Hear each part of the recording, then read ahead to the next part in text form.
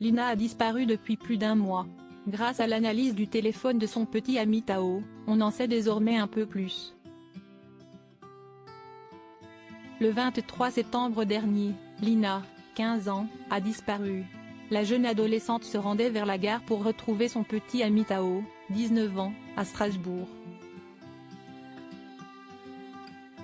Mais elle s'est volatilisée, ne montant jamais à bord de ce train.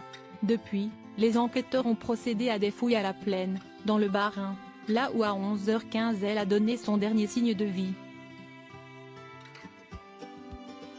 Et déjà certaines hypothèses peuvent enfin être exclues, notamment l'une concernant Tao.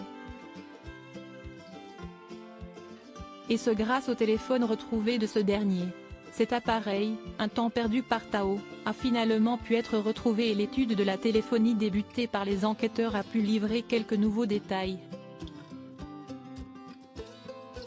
Si une personne a utilisé son téléphone aux alentours du lieu et de l'heure de la disparition de Lina, l'une des antennes a capté et enregistré la donnée d'utilisation et de la carte SIM et de l'identifiant de l'email du téléphone, rapporte le Midi Libre, ce 26 octobre.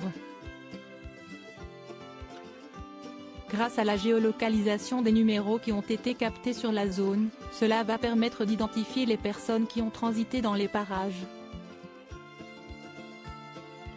Les analyses de chaque numéro pourront ainsi permettre de cibler de potentiels témoins voire de suspects.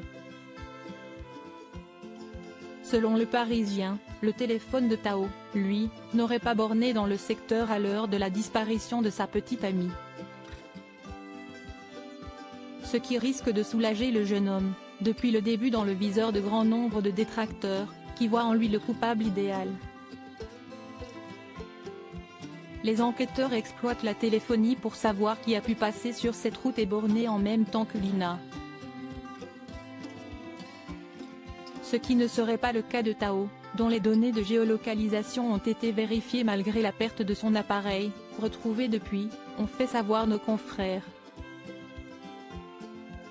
Disparition de Lina en 5 minutes. Les premiers éléments recueillis ont permis de circonscrire le lieu de disparition de Lina, qui s'est volatilisé sur une portion de 900 mètres, en pleine campagne, en 5 minutes, rappellent nos confrères du Parisien.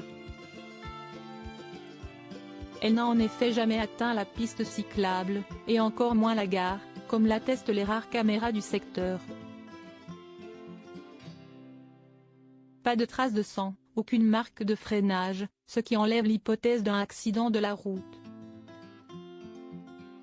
Le travail colossal sur la téléphonie, lui, promet d'être de longue haleine, de l'aveu même de la procureure de Strasbourg.